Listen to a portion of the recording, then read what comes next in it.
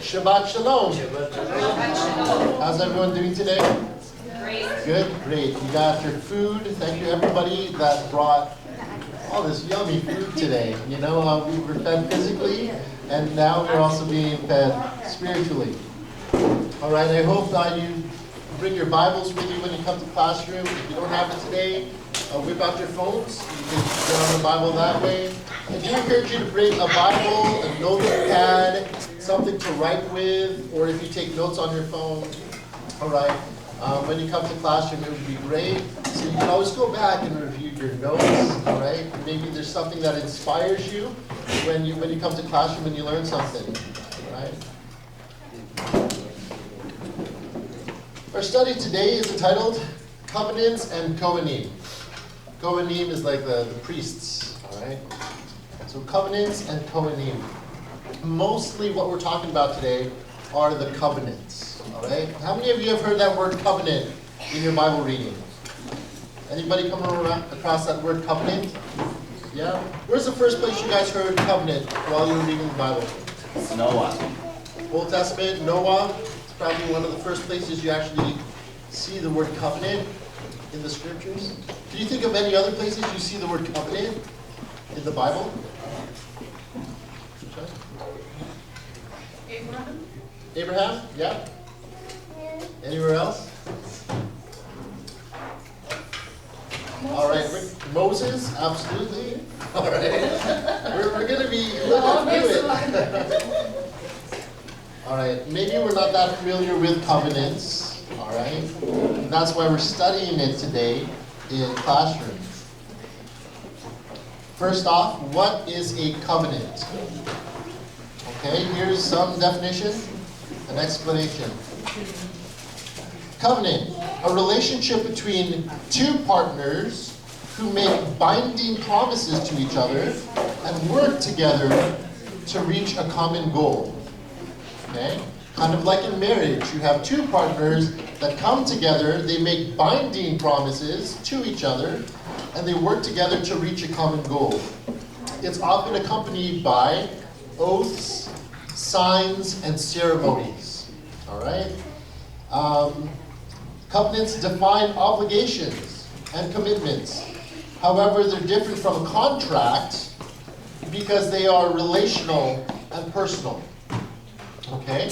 In a contract, you can set out the terms for anything. Contract, you buy a house, you buy a car, all right, all these different things. You have contracts, agreements with your insurance companies. It's very impersonal.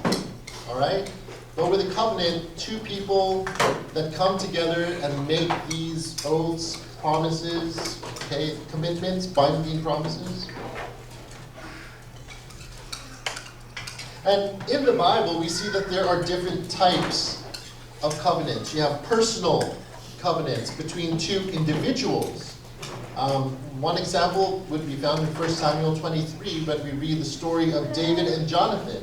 All right, there were commitments that they made to each other. These were leaders. All right, friends.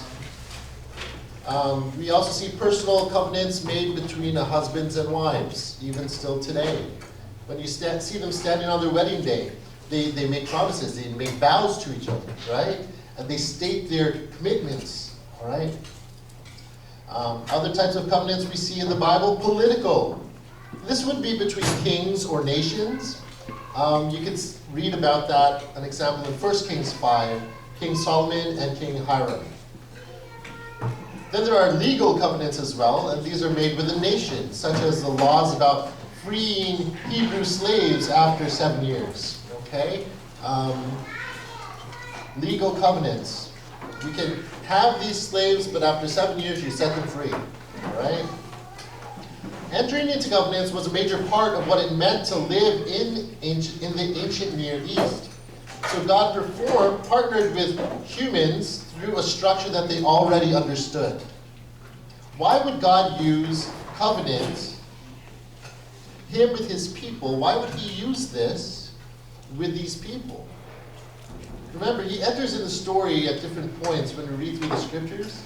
He reveals himself a little bit more and more to humanity in different ways. But he's speaking a language that they already understand. They were already doing these covenants with each other. So he enters in using a language that they understand. All right?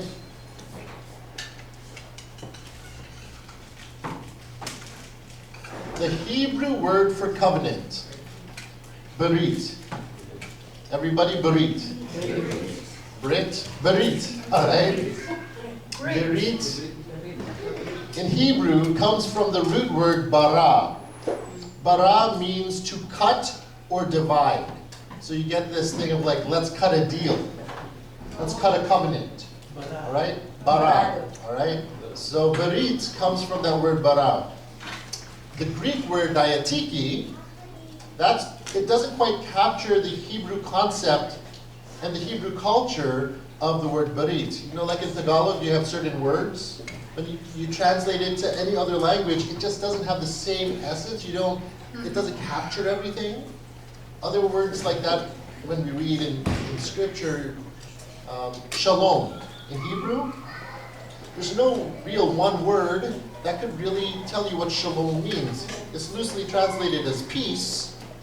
But what's peace? It's so much more than peace. All right? Same thing with berit.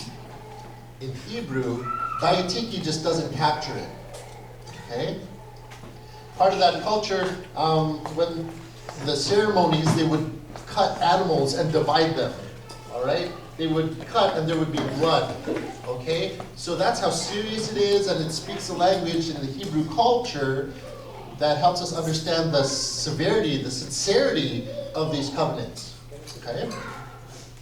The New Testament, all right? The Bible's been divided into what we today call the Old Testament and the New Testament. If you've been receiving the Torah portions from me, you might notice one of the sections is Berit Hadashah. The Berit Hadashah are the readings from what we call the New Testament. But Berit means what? Covenant. All right? Berit means covenant. Hadashah means new. So technically, the Berit Hadashah, it literally means new covenant. Okay? Remember, there was no divisions of Old Testament. The scriptures were never called the Old Testament. All right? The Tanakh, the Hebrew scriptures, it was called the Tanakh. It was the Torah, the Nevi'im, and Ketuvim, right? This was just the scriptures. There weren't these divisions that we have in the Bible today, Old and New Testament. So technically, the Brit Hadashah, the New Testament, should be called New Covenant. However, the use of Old and New Testament, it still presents confusion today. Because when you hear new in English, all right, you think, oh, I got something new, I'm getting rid of the old stuff. Right? I got something new, I'm getting rid of the old stuff. It doesn't matter anymore. Usually that happens, you get a new computer, you stop using your old computer altogether. All right? Like, it just doesn't hold up anymore and you discard it. Out with the old, in with the new. Right? However, for some of us, you buy a new shirt and you add it to your old collection. You don't let go of all your shirts, it's still there.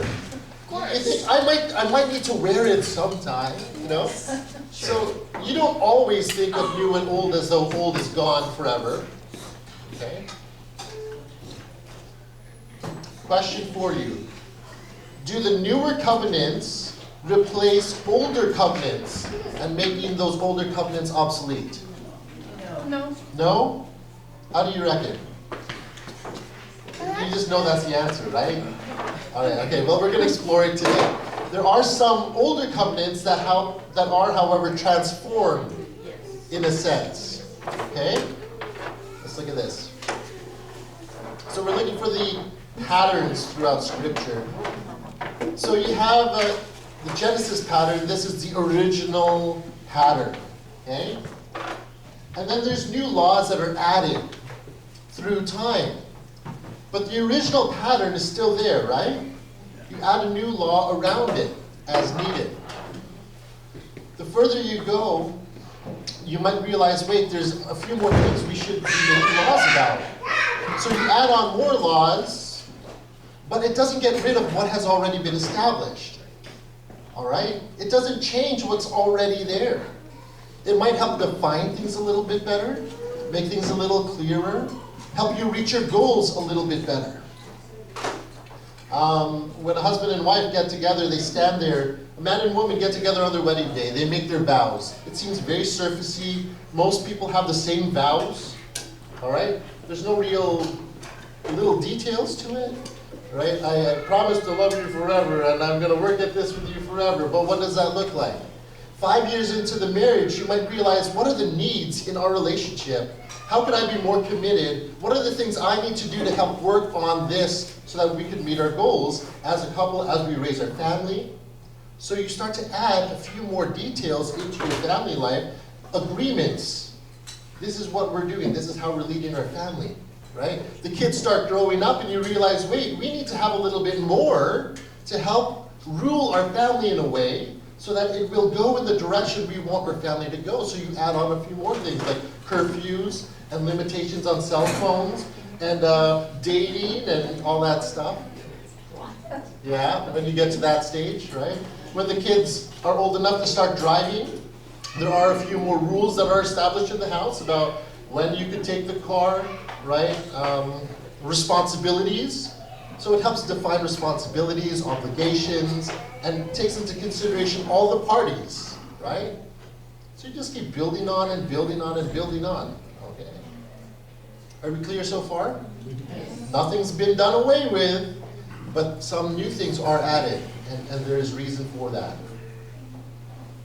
We see an example of this when Yeshua came, and we read this in the Brit Hadashah, all right? He's being challenged, and they're asking him, oh, well, what about all the laws of Moses? What do you say about those things, right? And Yeshua answers him this: don't think that I have come to abolish the Torah or the prophets, the scriptures.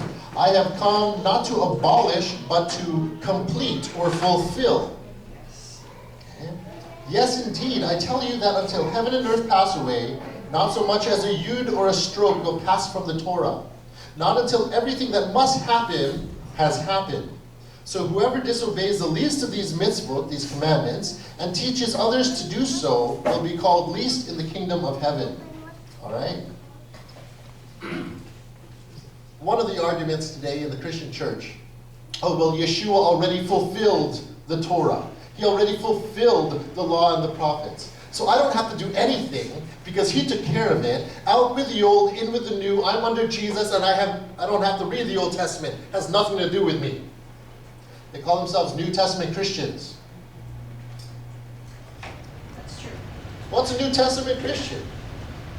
Everything in the New Testament, as we understand, and we just talked about it, it does not do away with the original design. It doesn't do away with all the covenants through the ages, through the scriptures that we read about. Those things still stand because New Testament is actually New Covenant. The New Covenant has not done away with the older covenants. What does that newer covenant stand on? And we're going to get a picture of what that looks like later. Actually, it said that 50% of stuff in the New Testament are direct quotes or references Yes. from the Old Testament, That's right. up to 50%. I thought it's 80. All those quotes, it is written, you have heard it said, all these things. Whenever you read that in the New Covenant passages, it's referring to the Tanakh, the scriptures. All right?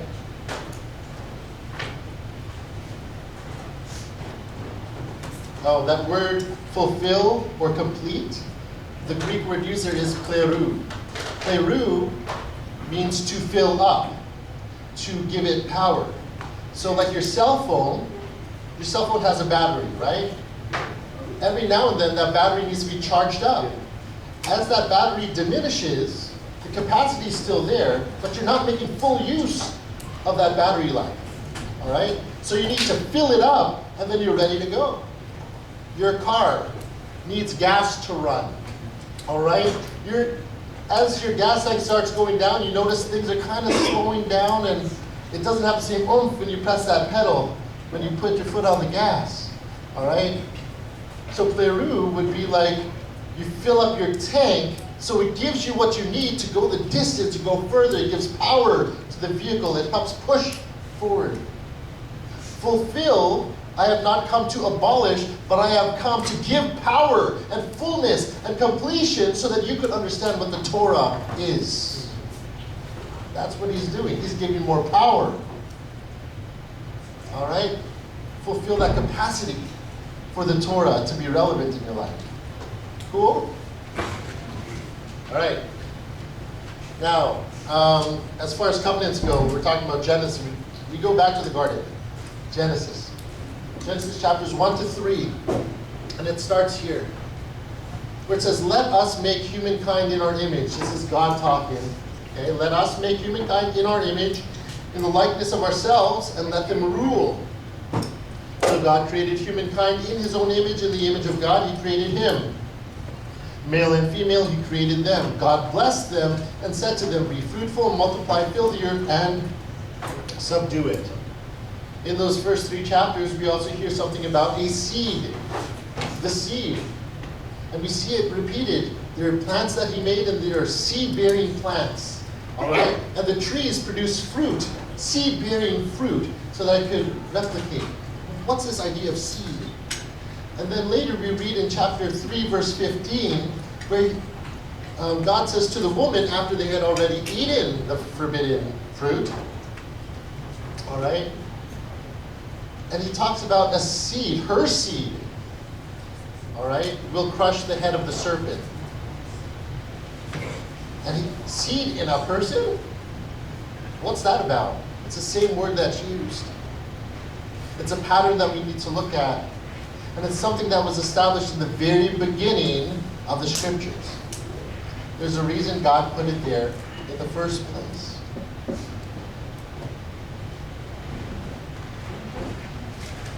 We also get a picture of something called the tabernacle in the garden. Tabernacle, it's a dwelling.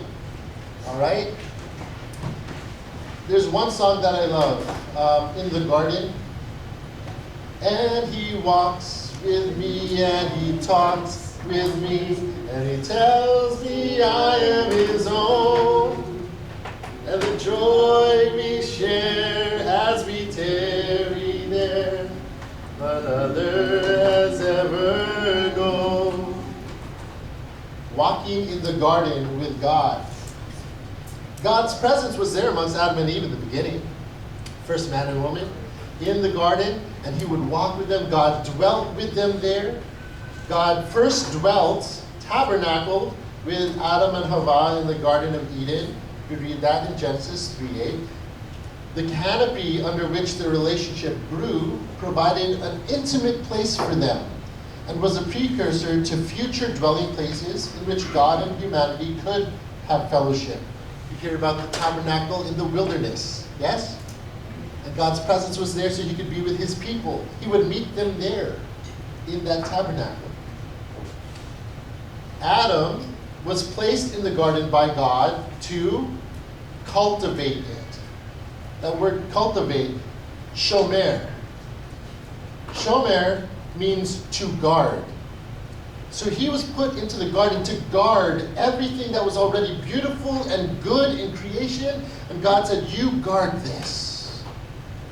You don't have to do anything. It's perfect. My creation is good. My creation is perfect.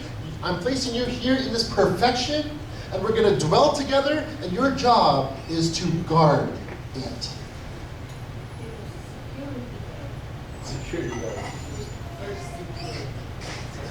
Later in Exodus 20, when we read about Shabbat, we're also meant to guard Shabbat. We are meant to observe it, to guard it. It's already been established and it is good. Guard it. So here in the garden, as your loving and protective father, Yehovah is therefore with Adam and Hawa, reminding them that communion can exist only in relationship with him. Okay? Question.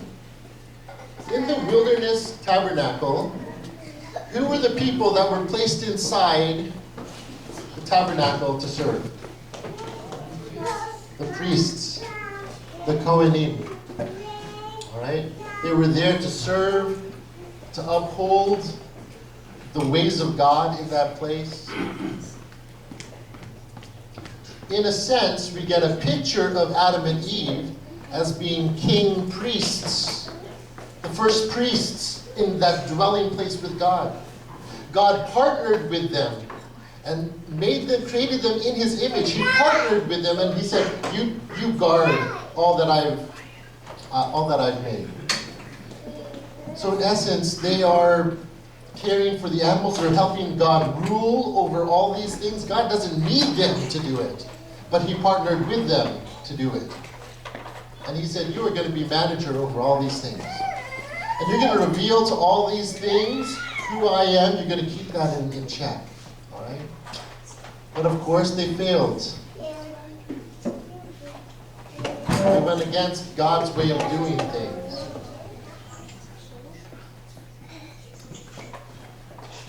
So we have walking in the garden, we have tabernacling in the garden, and then we have the covenant in the garden. God invites Adam and Hawa to be priest kings and represent His generous rule on earth. They could reproduce blessings of eternal life as long as they continue to trust and partner with Him. All right? God lays out the terms of their relationship, and He warns them not to eat from the tree of knowledge of good and evil, because it would bring the curse of death on humanity. So prior to eating that, there was no curse of death yet. And He said, "Be fruitful, multiply, fill the earth, subdue it." This was His blessing over them. You are blessed to be able to do all this, eternal blessings without end. But if they broke the terms of that relationship, they brought the curse of death on humanity. They failed the first test of covenant faithfulness. Question. How did, if the Garden of Eden is like God is walking with Adam and Eve and everything, where did they get the word from the serpent? Or is it outside the Garden of Eden, or that serpent was allowed inside to go in and dwell with them too? Yeah, well, even with covenant, it doesn't mean that you're free from anything. Any pressures, any tests, or anything like that. All right? The serpent in and of itself is not evil. He didn't do anything wrong. In malign God's character. No, he asked questions. He's Right? a psychic. If there was a husband and a wife, and then some other sly guy comes along, and the sly guy, he's just a guy, and he happens to like the girl. And he goes in and he's like, "Hey, does your husband really treat you well?" Gets a woman thinking, "Oh, I don't know. Does he treat me well? Maybe he doesn't. I don't know. Did he do anything wrong?" He asks a question. The woman makes up her mind, "Oh, well, maybe he doesn't treat me right. Maybe there's more than what my husband's offering me, and maybe I can get it from this guy. What's this guy talking about? There's something about, I don't know." Is it on the guy that asked a question? Or is it on the girl that didn't uphold her covenant relationship with her husband? The serpent's strategy was to instill doubt. Sure, By asking questions. sure.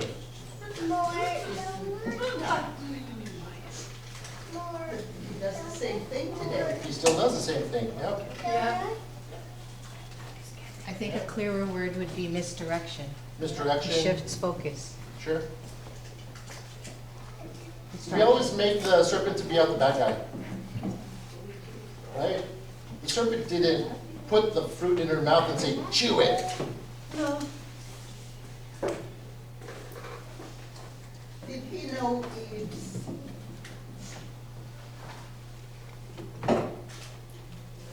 I don't know.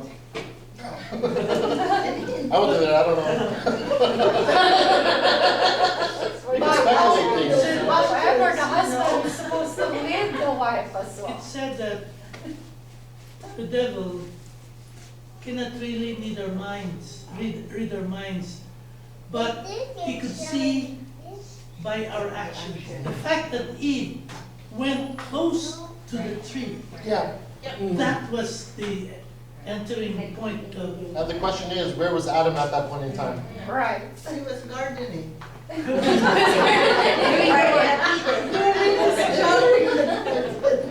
But isn't that the distinction though? Cultivating and guarding. What Exactly. is he guarding? It wasn't the fact that there was doubt in Eve's mind, right? Right, we doubt, but it's what she did with that doubt. She was She given, was also just curious. exactly. So she was curious, first step. First step. Then the serpent was like, hey, did God really say this? And this is what would happen, right? But it wasn't the fact that she doubted, it's the fact that she was given a direct thing to do, Yeah. and she disobeyed. So I think we're giving too much credit to the situation Yep. and not so much accountability Yep. to what she was given to do. Yep. Yeah. God said, these are the terms. Abide by these terms. As long as you do, blessing on blessing. Look where we've devolved to in our society. You've offended me. Yeah. Mm, You have no accountability anymore, Okay. but everybody has to change because you feel offended. Yeah. That's where we are today. Everybody else's problem and you don't Exactly. look You at don't yourself. have to Yeah, change speck in your own eye, right? Plank in your own eye. All right, let's continue. So they failed the first test of covenant faithfulness, fracturing the human-divine relationship and plunging humanity into corruption and death. But God intervened. So his covenant was there. All right, he created mankind so that they would rule. All right. And there's the blessings. He doesn't take back his blessings. You could cut yourself off from his blessings, but he never takes it back. Because he's a God that just blesses, it just pours out of him. Whether or not you receive it, that's something else. Okay? For God so loved the world that he gave his only son. In Genesis, we read about that seed. All right? We've learned that Yeshua was a lamb slain before the foundation of the world. All right? God already had that as part of the plan. It's like the generator. Yeah. It's like that just in case, things, just in case they fail, well, I'm going to make sure that I have a way of making sure it works again. You clear-ruse everything again. All right, so those first things that we read about, guys, that's there are about 8 covenants, generally 8 covenants in the scriptures that we read about. And if you look it up, you'll find about 5 covenants. But the first 2 we just read about, the Edenic rule, or the Edenic covenant, the Adamic covenant, and there are key words that go along with each of these covenants. The Edenic covenant was rule. All right? You will rule over. You're created in my image, and you are going to rule over and display my character over all creation. You partner with me, we will rule all that I've created together. That's a covenant. That covenant was broken, but it still stood. God still created mankind to do what? To rule. He still wants to partner with humanity to rule. But you failed, so we have to build a little bit more around that original design. So he adds some laws around it. He adds another covenant around it. The Adamic covenant. Sorry, quick overview. Edenic, Adamic, so Noah, Abraham, Moses, Palestinian covenant, David, and then eventually the new covenant. And we're going to bullet through these real quick. So Edenic rule, Edenic covenant, they were supposed to rule, they failed, they ate the fruit. Oh no, that's another covenant. All right, God says, first Adam and the last Adam. The last Adam was Yeshua. All right, and he built that in, saying to the woman in chapter 3:15, all right, that her seed, her descendant, will crush the head of the serpent. Okay? Surely enough, that's Yeshua crushing the head of the serpent. The first and the last Adams is how they're referred to.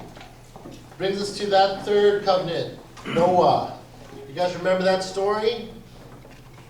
The key word here is restraint. Restraint. Because we see God restraining himself from destroying all creation. He could have hit the reset button and said, oh, I'm done with these guys. Let's do this whole thing over. He could have done that in the garden with Adam and Eve. It's just two people. Let's be done with them and start over. Could have. But he didn't. Because God can't go against himself and what he's already done and his word. I have created mankind in my image, and they are to rule. He still wants to partner with mankind to carry out his will. If he destroys mankind, he's obliterated his own covenants. You see that? You know, in Bible study, well, why didn't he just get rid of Eve and, start with somebody else? Out with the old, in with the new. You're so accustomed to that. My car's not working anymore. Better get rid of it, get a new one. All right? Yes. Right? Like we think that way. But we don't have covenant with our car. It's easier to let go of that. All right? Husband and wife, when you take those oaths, when you take those vows, all right, it means something. It's binding. It's best you stick with it. You know, in the Philippines, there's no divorce. Is that right? Only annulment. Only annulment. The other thing. Easy way out. Right? No, but there's no divorce to say it's, That's done. right? I respect that. But then there's annulment. So.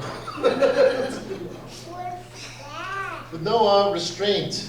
Genesis 6:7, Jehovah said, I will wipe out humankind, whom I have created for the whole earth, from the whole earth, and not only human beings, but animals, creeping things, and birds in the air, for I regret that I ever made them. He's upset. He's like, this is so evil. This is the furthest thing from what I designed. He knew it was going to happen, but instead of wiping everybody out, he finds one man and says, I'm calling him righteous. This guy, I think he has what it takes. He's going to listen to me. He goes to Noah. He didn't have to save all of them. He could have reset everything if he wanted to. But he decided to save one man and his family. Not based on how good they were. Not based on anything that they were doing. He just chose them to be the ones to carry out his covenant, the fulfillment of his covenant. So we know the story. Yeah. Some people might question, how come from creation when everything was very good, in 4 chapters later, it was so evil he wanted to destroy everything.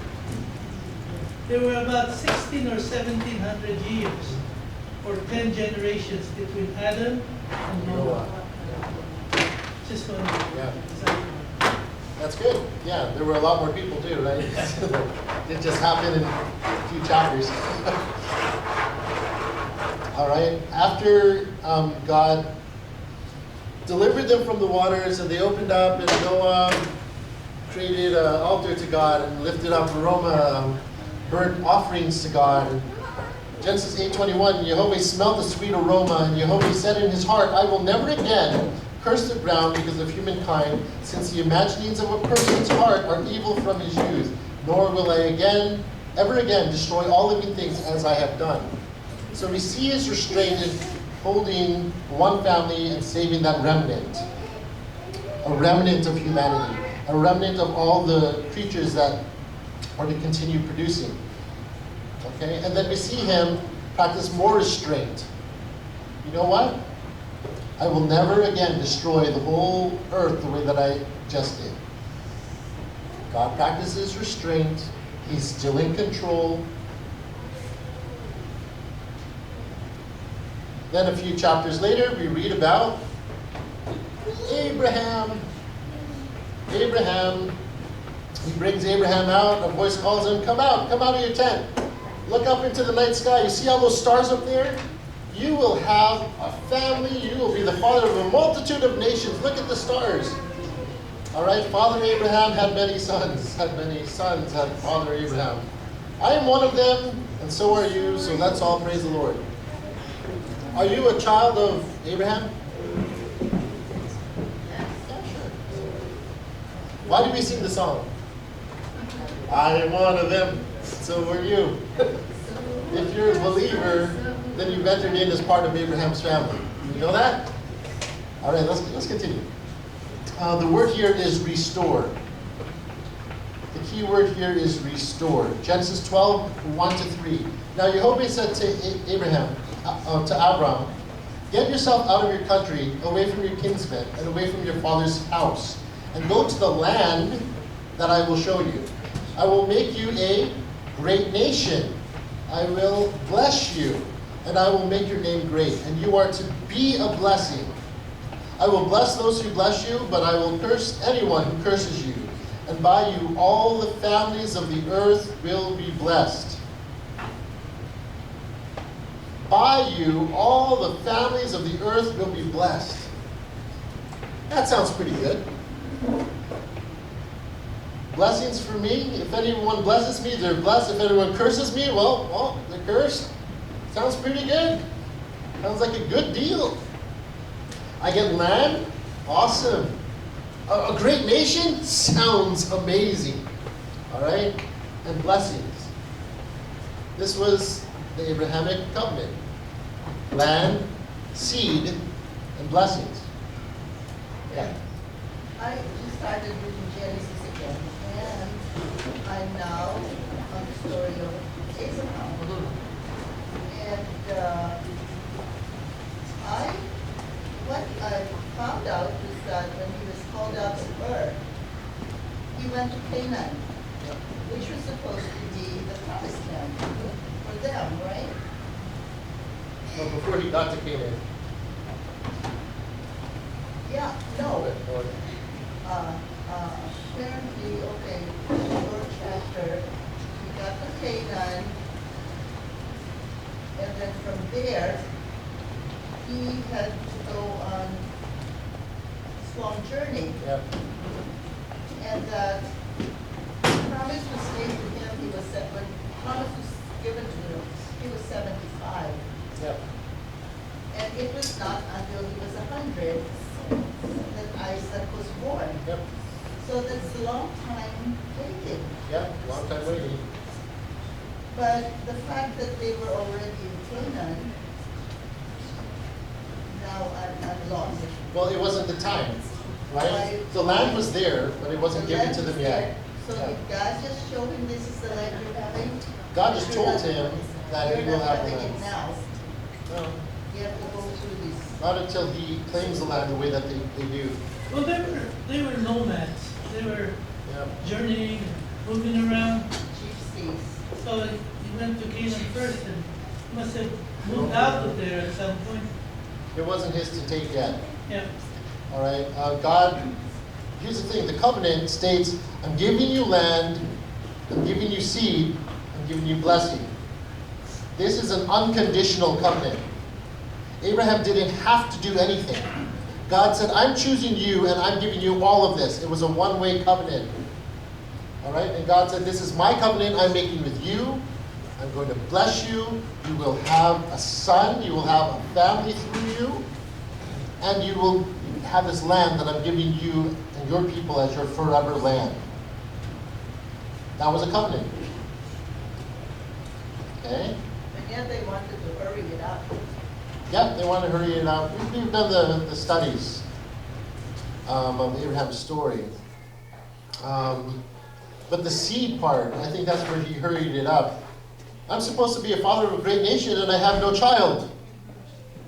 Maybe I could adopt my servant, and he'll be the one that everything gets passed down through. And God said, no, it will be your seed. It will be your seed from your loins. All right? And then we have Isaac. Jehovah calls himself the father of Abraham, Isaac, and Jacob. Specifically that family line. It's through that line that all the promises come through, that we see the fulfilling of the covenants throughout. It's through that line. God reveals himself after having chosen Abraham, and then his son, and his grandson, and then the whole nation of Israel. All right? The 12 tribes of Israel. And what if I'm sorry to bring this up, but it's just that this week I was concentrating on Abraham, right? Yes. And while Abraham was given the covenant of a great nation, the move of Sarah to hurry up the promise resulted in Ishmael. Yes. And what's interesting was that God did not make that covenant to make him a great nation as Isaac would be. And yet, he blessed Ishmael. Gave him 12 sons as well. Yes. So let's say something about, okay, we go against God, we go our own ways. He's still blessed. But he's still gracious. Yes. Exactly. He used the opportunity, and you know when I say that God works with our choices that we make in our life, we don't always make the right choices or the best choices, but God uses those opportunities to reveal himself, his character, his goodness, greatness, his faithfulness. So, yeah, right? And yet at what expense to us? I mean, we experience the hurt, we experience the failure, Sure. simply by disobeying. And there's something we can avoid in a way. Yeah, I find comfort. I was talking with Uncle earlier. I find comfort in Yeshua and what he experienced. His wasn't out of disobedience, but everything that he experienced, he understands what we go through as human beings, with the hurt and the pains that we go through, the discomforts, all that stuff, right? And up to the cross. Could you imagine? This is our Messiah. You know, he's not far from us. He understands what it is to be human. He understands what it is to live out this life. And there is a lot of fear and doubt, and he was tested and tried as well. All right? This is our Messiah, and this is our King.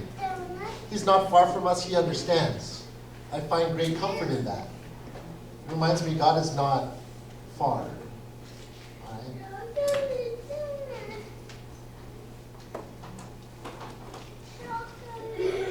All right, so that's 1, 2, 3.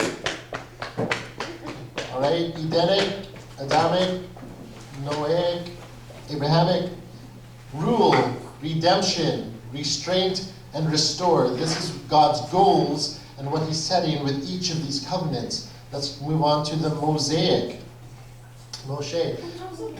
How many of you read the Torah portion this week? Anybody go over the Torah? Okay, good. You did the Torah portions this week.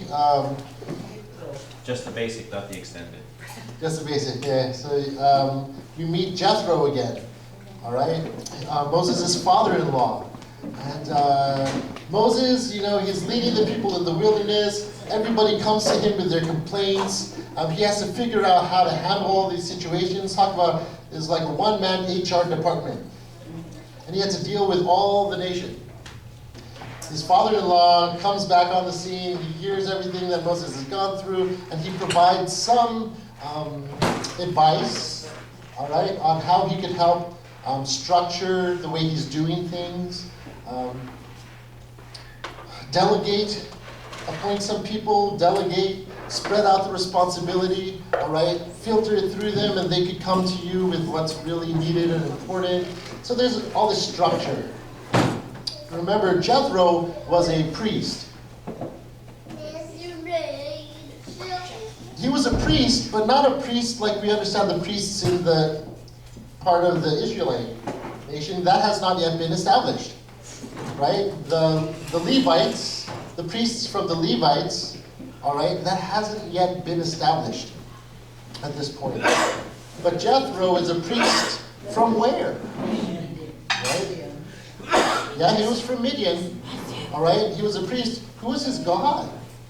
Like, his understanding was that there were many gods, all right? And he goes to Moses, okay, well, there are many gods, but your God, he's been good to you, he's been leading you. So as you serve this God of yours, and you need to rule over these people, here's some advice on how you could do it.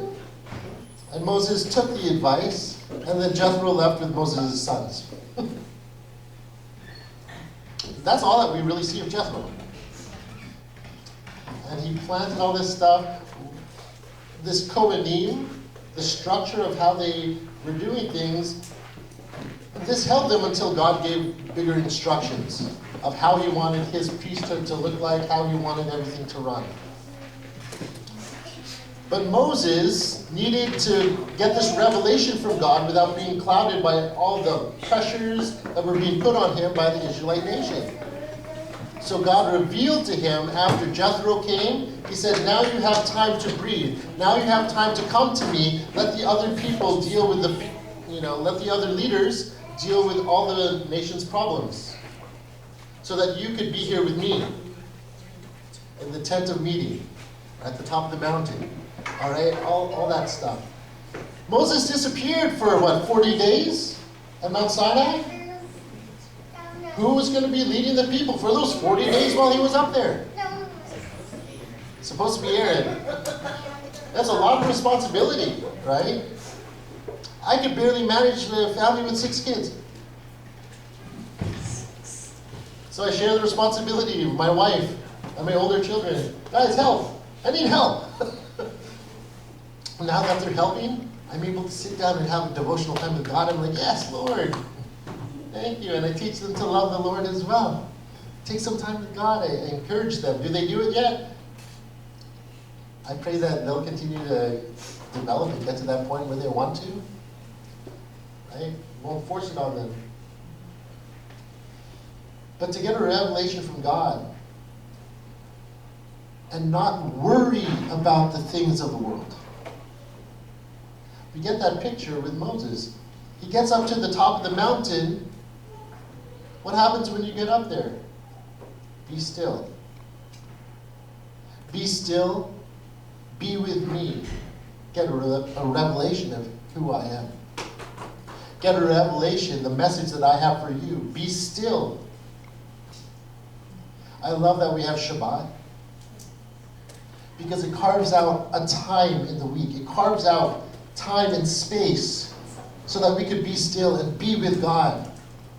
And get a revelation without worrying about the things of the world that we deal with the rest of the week. Right? You honor that. So you can read about these things, Leviticus 20 to 31, chapters 20 to 31. This is where we see the Mosaic covenant being established. All right, starting with the 10 words at Mount Sinai, and then all the instructions that he gives for life and living, that's given in the rest of the chapters, 20 to 31. It's summed up again in Leviticus. All right, in Leviticus for the people that had left Egypt, but the ones that were going to enter into the promised land. It's reiterated for the next generation. All right, this covenant is given again so they understand. Remember, the people that left Egypt, anybody that was 20 years old and older, they died. They didn't get to go in the promised land. The younger generation, now they're growing up those 40 years. All right. They're growing up those 40 years, and they get to hear the words again. So the covenant was summarized this way in Leviticus 26, verses 1 to 3, in 3 short things. Have no other gods, keep his Shabbats, keep his regulations and his mitzvot, and you will enter the promised land. Blessings are with you. All right, and the seed is still there. Okay? So Abraham's covenant, and Moses' covenant. From Noah, we won't be destroyed. Covenant with Noah. We won't be destroyed. Covenant with Abraham. Oh, we'll be a great nation.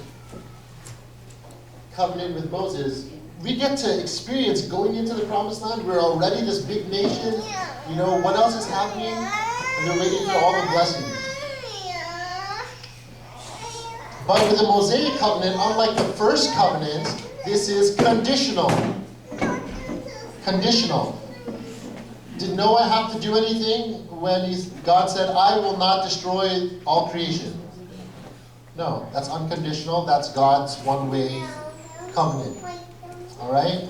With Abraham, I'm giving you land, I'm giving you seed, I'm giving you blessing. Did Abraham have to do anything? No, this was God's work. He said, I'm doing everything unconditional. Mosaic covenant. Oh, here are some conditions. Have no other gods. Keep my Shabbats. Keep my regulations and my commandments. Conditional. Question.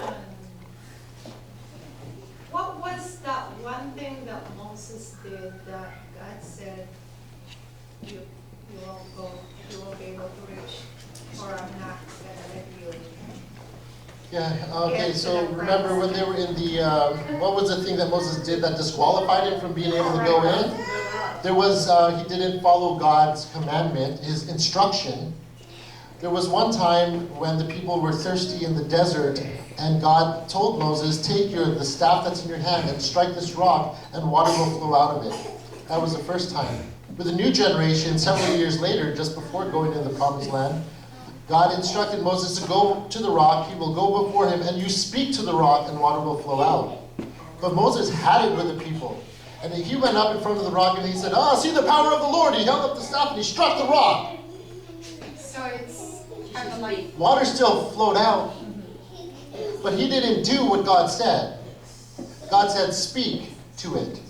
But he struck it twice. He disobeyed. The rock from which the living water flows out of, this is like Yeshua. Yeshua only needed to be crucified once. We don't keep crucifying Yeshua over and over. We could speak to Yeshua and come to him and receive all that he's going to bless out. One time he was struck, and all the blessing poured out. We could always go back to him and receive that he's pouring out just by going and speaking to him. So that's a little beyond what you were answering, what you were asking. Yeah, so obedience and disobedience. Along with the Mosaic covenant, there were blessings and curses. Blessed are you who keep them, cursed are you who don't. All right? When you keep his commandments, blessing. When you disobey, a curse upon yourself. Okay? And generations after, mercy. All right, this one might get overlooked quite a bit. The Palestinian covenant. Palestinian covenant? How? What in the world? How dare we? How could we talk about this? There was a covenant. All right, and several years later, all right. Well, it was talked about in Deuteronomy. Okay? The word here is return. And this is a foretelling of things that would come. So he's setting up the covenant. It doesn't mean all the things have happened yet, but before these things happen, this is what I promised to do, God says. Deuteronomy 29 says, today you are standing, all of you, before Jehovah your God. The purpose is that you should enter into the covenant of Jehovah your God and into his oath, which Jehovah your God is making with you today. This is with that young generation that's about to enter the promised land. You are standing today, all of you here, because of Jehovah your God. It's best that you enter into his covenant now. That you partner with him now before you see everything else he's going to do. Deuteronomy 30. Return to Jehovah and pay attention. Teshuvah.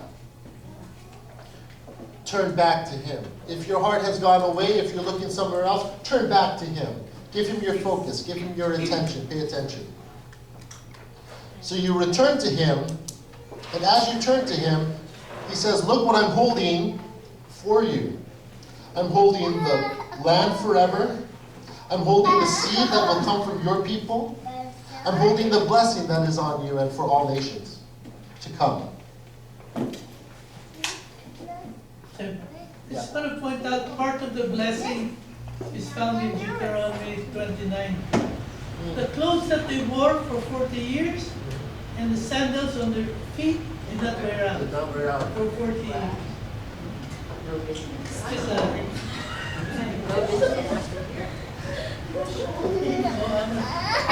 How big it for that?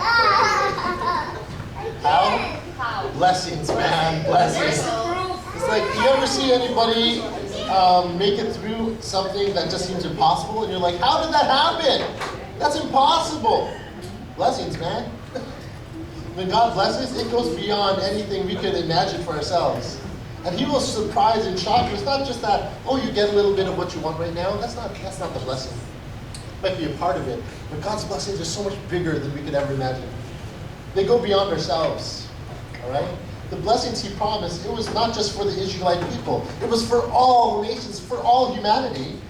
And we find that in Yeshua, the Messiah. Okay, Kevin.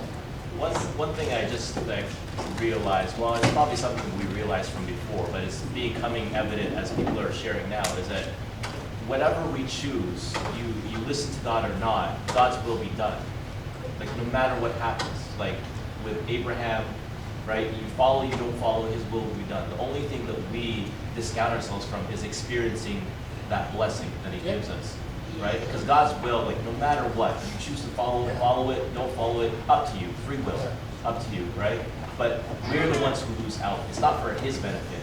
What does God need from us? Nothing. It's, if you want to experience it, you follow. You follow. You partner with me, right? You can either partner with me or you start your own thing over there, right? Yeah. That's good, man. The last part of this in Deuteronomy 30, verse 6, then Jehovah your God will circumcise your hearts and the hearts of your children, so that you will love Jehovah your God with all your heart and all your being, and thus you will love. There. Remember, part of the Mosaic covenant, if you didn't know this already, was circumcision. All the males would be circumcised. You stop and consider. Isn't it Abraham? Sorry, Abraham. So even before, yes. Right. Part of the covenant. It was reestablished again with Moses, with all his people. Thank you, Mother. It was Abraham. Because she studied Abraham this week. Is that correct, Mother?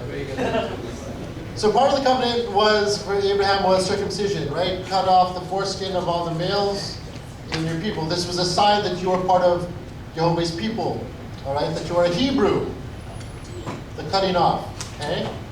And that's a visible sign. But it's interesting, isn't it? That covenant comes from the root word bara, which means cut or divide. Divide or set apart. To cut. The sign of the Abrahamic covenant was circumcision. Physical circumcision, physical sign. And there's cutting. And what happens with the cut? There's a shedding of blood. There's this dividing. Entering into that covenant, something needed to be rid. Something needs to be cut off.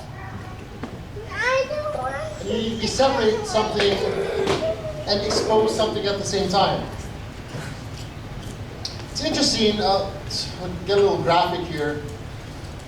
So the phallic images that you'll see, if this is the male organ,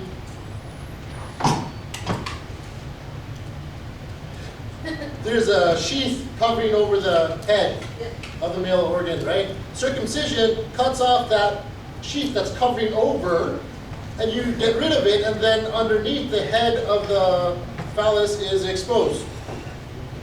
Okay? That part is no longer here covering. So it's like when we talk about circumcision of our hearts, what are we cutting away in our hearts? It's like we're covering over the things that covers our sin, that covers our shame, that covers all our ruling, our head, our mind, right? So when we come to God, we repent, we confess our sins, we shed that. We cut off. We expose ourselves, allow ourselves to be vulnerable before God, and then we're covered by Him. We don't need the physical covering anymore, we have a supernatural covering. We don't need to be hiding our shame and our guilt. The sin has been cut out of our life, and we enter into covenant with God. And we're covered by Yeshua, who is the head of the body. It's interesting too, why only the males? Well, part of the covenant with Abraham was his seed. And where does the seed come from? The generations come through the male and female, but from the male providing the sperm that fertilizes the egg comes from there. Interesting, isn't it? When they swear an oath, right? A servant swears an oath to his master. We read about it in Genesis. Put your hand under my thigh. He's swearing over here. It's an idiom. He's saying, yo, touch me there and swear this to me. Swear on my seed. The seed isn't the thigh. Here. And you're like, ew, that's weird. We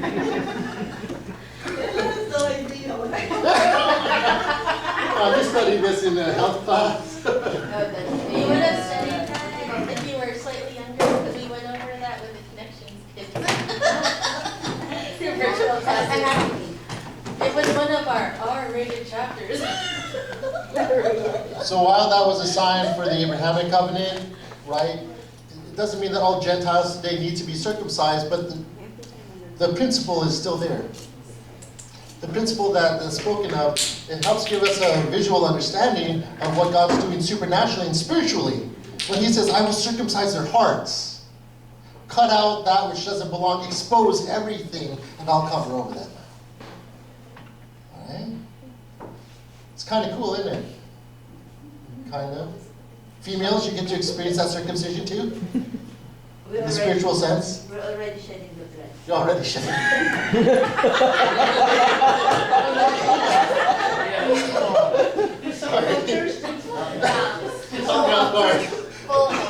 Somalia? Yeah. They actually do female circumcision in some cultures today.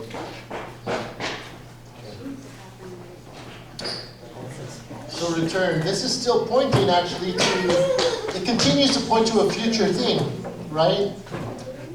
Then Jehovah your God will circumcise your hearts and the hearts of your children, so that you will love Jehovah your God with all your heart and all your being.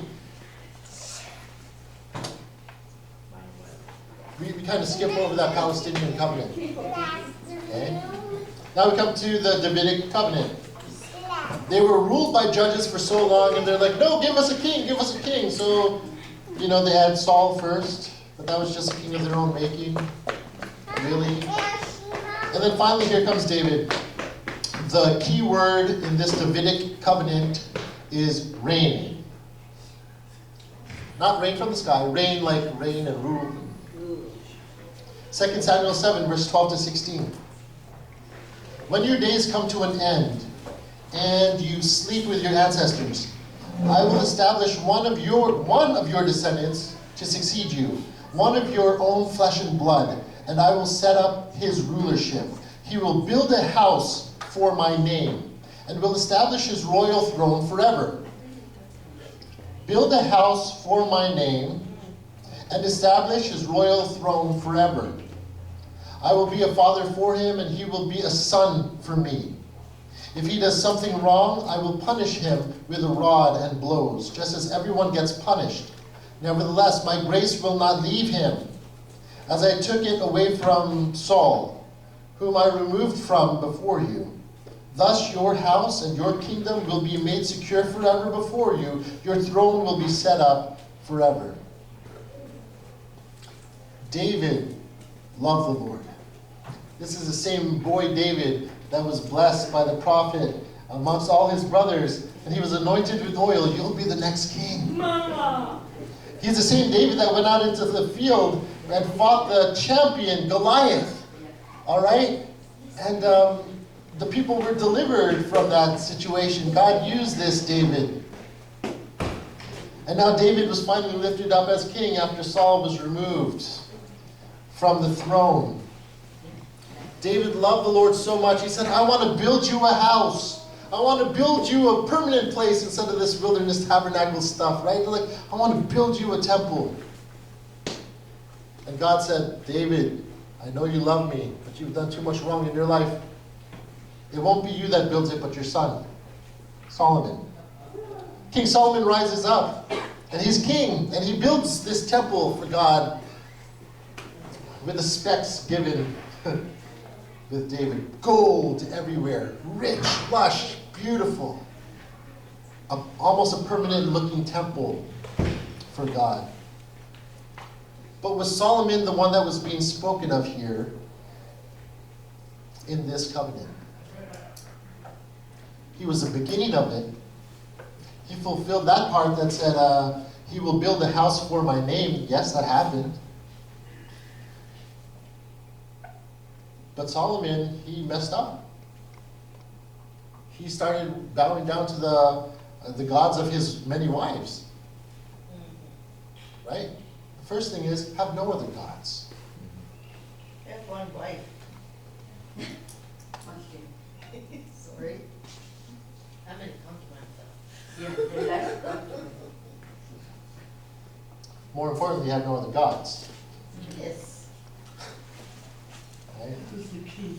That was the key.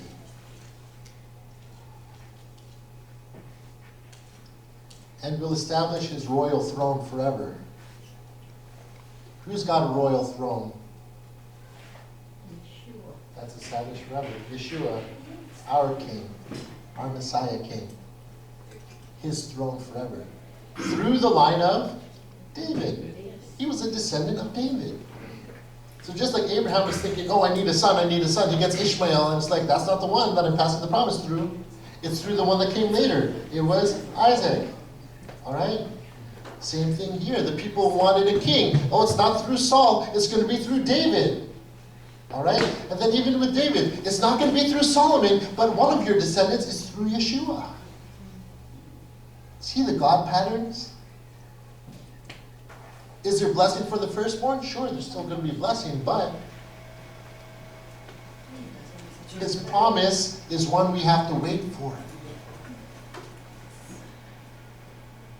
We get to see God fulfilling some of these things throughout the way, but these covenants are will never be fulfilled in its totality until a later time. These covenants are still standing because everything that needs to happen has not yet happened. We read that earlier. All these things will stand until everything that happens, that needs to happen, happens. So all these covenants are still standing. And then we come to the new covenant. The key word is regenerate. Regenerate. It's interesting, we read about this new covenant, not in the New Testament. We read about it way back in the prophet book, Jeremiah. Jeremiah 31, verses 31 to 37. Here the days are coming, says Jehovah, when I will make a new covenant with the house of Israel and the house of Yehuda. Who is he making the new covenant with? Come on, guys. Are you paying attention? Yeah, man, yeah, it's right there. He's making with the house of Israel and the house of Judah. All right? It's not a trick question. It's right there. Here the days are coming, says Jehovah, when I will make a new covenant with the house of Israel and the house of Yehuda. It will not be like the covenant I made with their fathers on the day I took them by their hand and brought them out of the land of Egypt, because they, for their part, violated my covenant. They violated it, so newness was added to it. Okay? Even though I, for my part, was a husband to them, says Jehovah. For this is a covenant I will make with the house of Israel after those days, the whole house of Israel, says Jehovah. I will put my Torah within them and write it on their hearts. I will be their God and they will be my people. No longer will any of them teach his fellow community member or his brother, know Yehovah, for all will know me, from the least of them to the greatest, because I will forgive their wickedness and remember their sins no more. This is what Yehovah says. Who gives his sun as light for the day? Who ordained the laws for the moon and the stars, to provide light for the night? Who stirs up the sea until the waves roar? Yehovah Tzavaot is his name. If these laws leave my presence, says Yehovah, then the offspring of Israel will stop being a nation in my presence forever. This is what Yehovah says. If the sky above can be measured and the foundations of the earth be fathomed, then I will reject all the offspring of Israel for all that they have done, says Yehovah.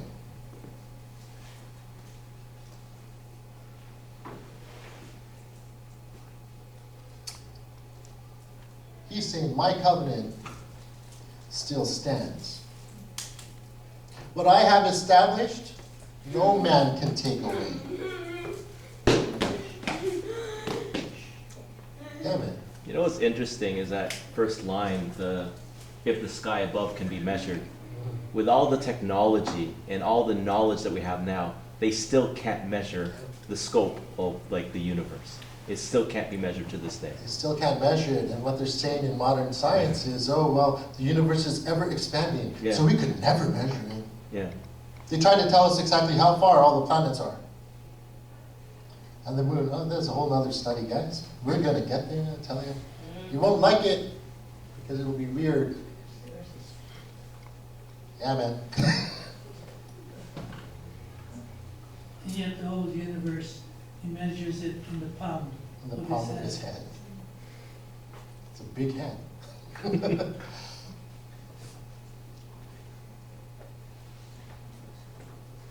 All right, so here's a little picture. This doesn't have all the covenants, but you get an idea. From Noah's covenant, it was kind of like the Great Reset, but still using people from the original version, right? Still people. Noah's covenant was like the ground. The next covenant is a foundation. You can't have that next covenant if the first covenant wasn't still established. There's a foundation for the house. And then Moshe's covenant, that's like the first floor of the house. You have the ground, you have the foundation that's laid. You could build on top of that, and you have the house. And then Yeshua's covenant is that, the top, the head, the pinnacle. It's like, finally, everything is going to be finished. All right, with that new covenant in Yeshua, it's built on all these covenants that came before it. Some people say, well, I only follow Jesus. I'm a Jesus follower. I don't follow the rest of the Bible. What? If you're a follower of Yeshua, Yeshua didn't break any of his Father's commands. Yeshua didn't depart from any of the older covenants. Yeshua fulfilled them. I didn't come to abolish, but to fulfill. If you're following him, shouldn't we be living in the same way? How could we say we follow him and we don't even know what it is he was leading us in?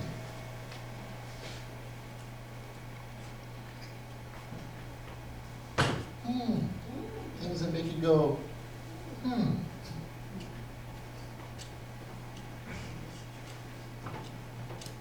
None of it was done away with. This is important to understand. Why is it important, Tim? What does it have to do with me? What does it have to do with you?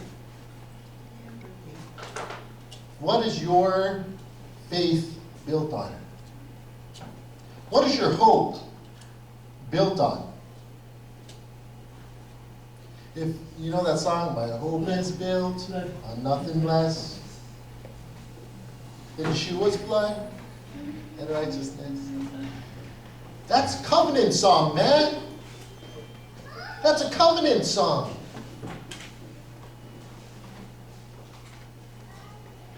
A covenant that brings us closer to the fulfillment of all the covenants.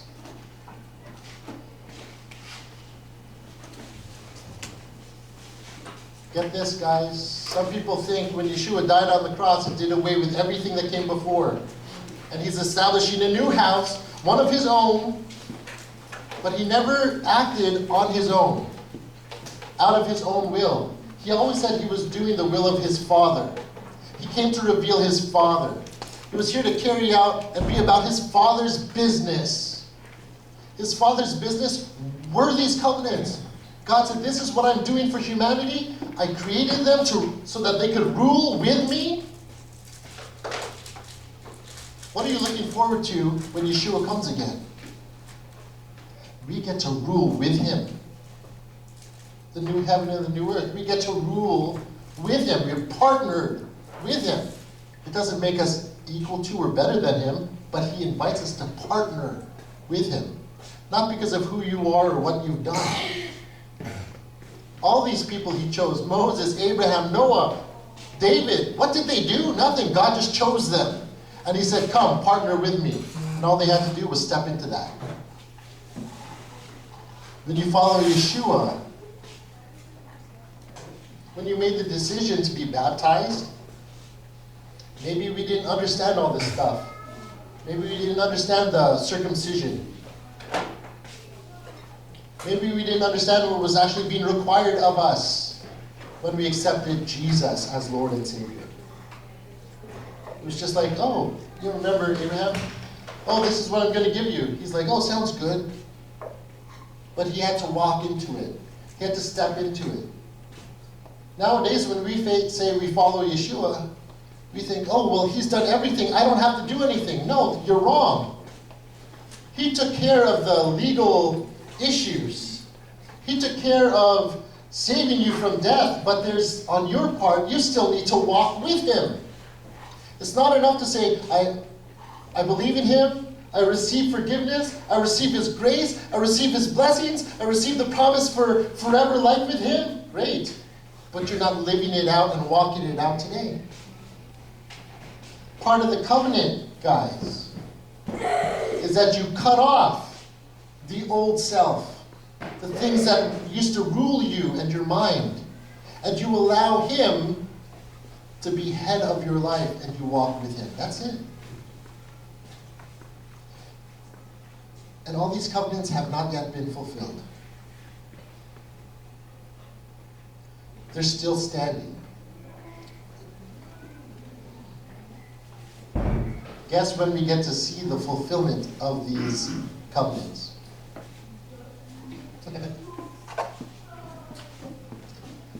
How many days were there in the creation week? 7. 6 days of creative activity. 6 days of creative activity, and then on the 7th, Is the 7th included? he rested. It's part of the story. It's part of the week. The week is 7. Roughly how many years has our world been in existence? When we read from the Bible, roughly 6,000 years. Roughly 6,000 years. God's work being done through every generation, all those thousands of years, 1,000 years like a day. We're coming close to the end of this world, friends. We're about to step into a 7th day. When the things of this world, remember, God put it in his design and pattern. Work for 6 days, on the 7th you rest. You just sit, you be still, you be with me. What happens after the 6th day ends? What comes next? The 7th. Where we get to be with him. Where will we be when Yeshua comes again? Good question. There's something we read about and we kind of gloss over. My understanding up to this point in my study, and this is just my understanding, is that when Yeshua comes again, we're going to be here on this earth for his 1,000-year reign, his millennial reign. This is a whole study on its own. There's going to be studies and studies and studies. Undoing a lot of what we've learned before. We always think, when Yeshua comes again, we get to go up and be in the clouds in heaven and everything's going to be great. During his 1,000-year reign, guys, this is where we see the fulfillment of these covenants. I will circumcise their hearts. They will be my people. I will write my law on their hearts so that they cannot be sinning against me anymore. Question, are you still sinning against God today? Yes? Is his law written on your heart? Let's be honest. As much as we spend time to know him, as much as we spend time to put it on our heart, but God's covenant, he says, I will put my law on their hearts. His work being done. There will come a time during the millennial reign when the fulfillment of all these covenants will come to be. We will see his promises fulfilled.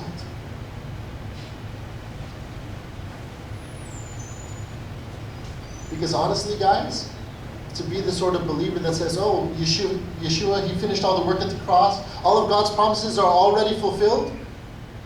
Really? That sucks. Honestly, I would say if all of God's promises are already fulfilled, and this is all that there is in life, this sucks. What are we looking forward to? Why would we even wait for his return? I'm waiting. My hope is in him. When he returns, I get to see the fulfillment of all of this. Our whole purpose, our whole existence, that's what I'm looking forward to. That I get to partner with him. Step into what he's invited me to. He's restoring and making all things new.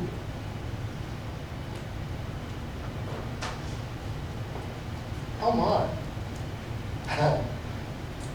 He could have reset after Adam and Eve bit the fruit. No, you guys are done. Forget you guys. I'm making a new type of people. He didn't do that. Thank God he didn't do that, because then we wouldn't have this today.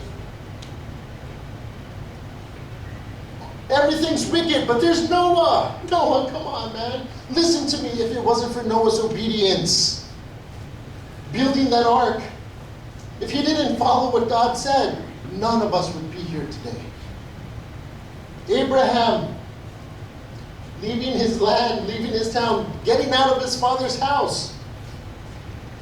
Hey, you'll have kids, you'll have land, and you'll be blessed. Man, as a dad, that's all I want. A place for my own, a family of my own, and blessings. Man, that sounds great.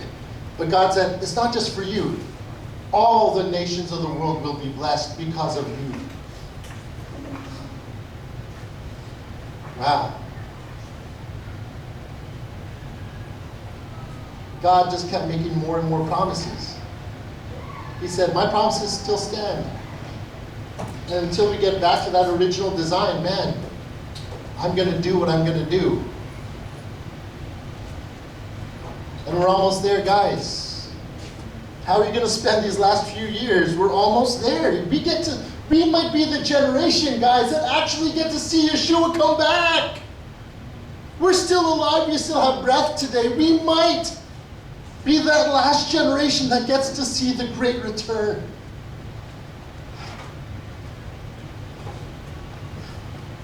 Come on, man. Woo. You know what else is scary about that, though, guys? Those last days that we read about, that's going to happen. It's going to get ugly. You're going to be running for your life in all sorts of directions.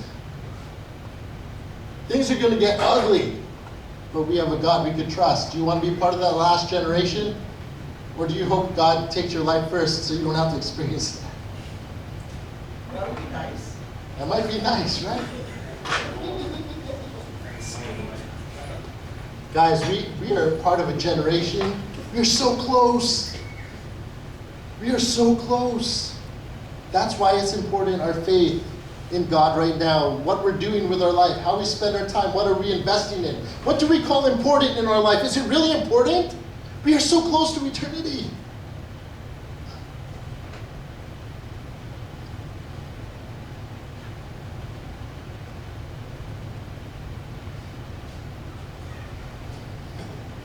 Oh.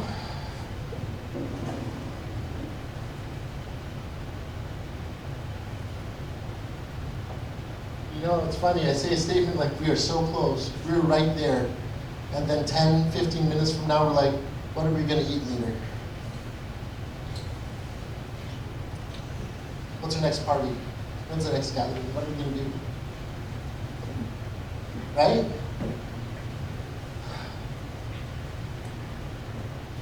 To walk with him every moment.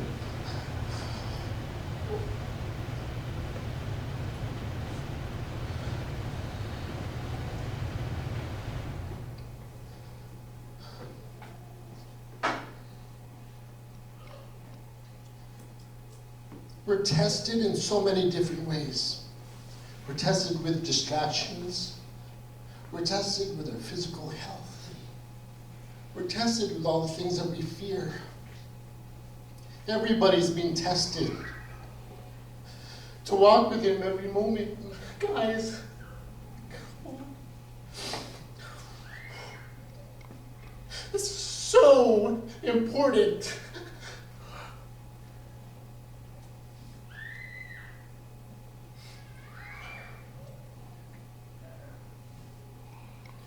We have to stop taking the easy way out. We have to stop just trying to be comfortable and okay with the day.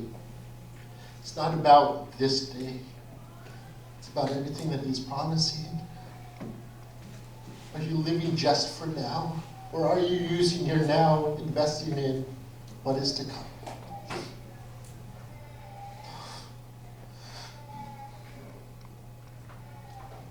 I can't explain it. I can't tell you why this is important. I just pray to God that he touches your heart somehow, that he wakes something up in all of us every day and calls us to a life of purpose.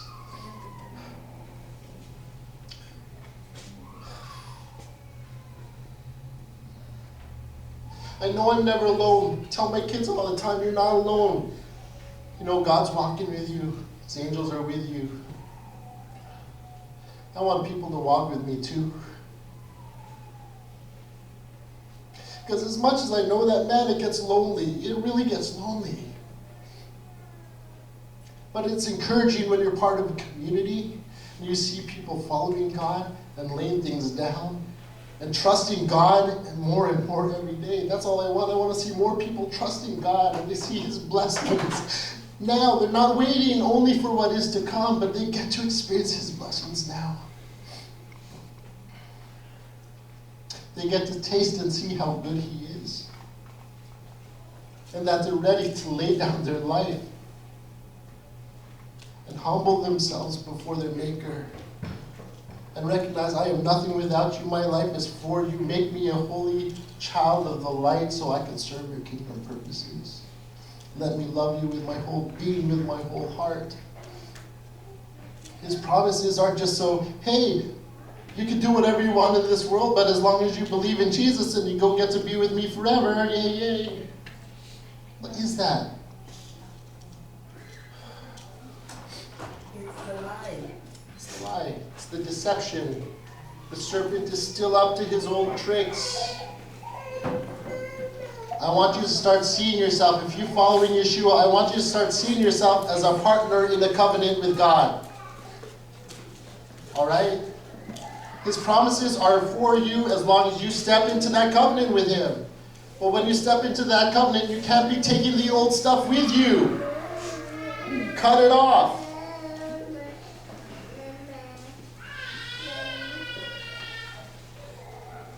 This is meant to be an uplifting and encouraging time.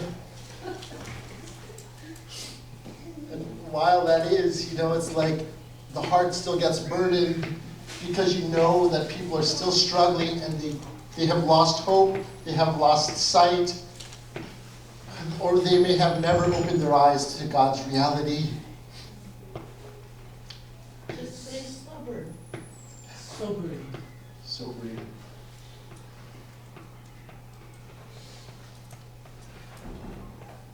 Remember Adam and Eve in the garden? Priest, kings, serving God and ruling with Him over all creation. God has created a new heaven and a new earth. And while our King sits on the throne, we get to partner with Him, serving Him for all eternity, trusting that everything He has for us is good. Just as He said at the beginning in creation, it is good. It is as it should be. That's where I want to live. I want to live with God and everything that He has for me the way that He intended it to be. There will be no more pain, no more suffering, no more hurt, no more tears, no sadness and sorrow. No more darkness, just His light. That's what I look forward to.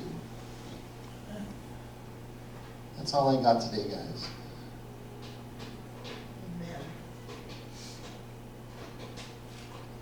Normally I open up for questions. I'm not going to do that today. Let's just sit with whatever it is God has. I'm just going to leave this today, pray in my heart, pray in my spirit for each of us that's sitting in this room today, that God would reveal Himself.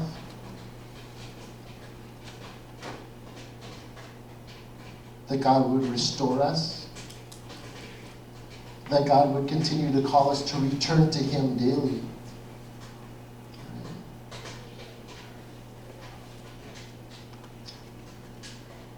That He would create in us a clean and pure heart. That we could be right with Him. That's my prayer.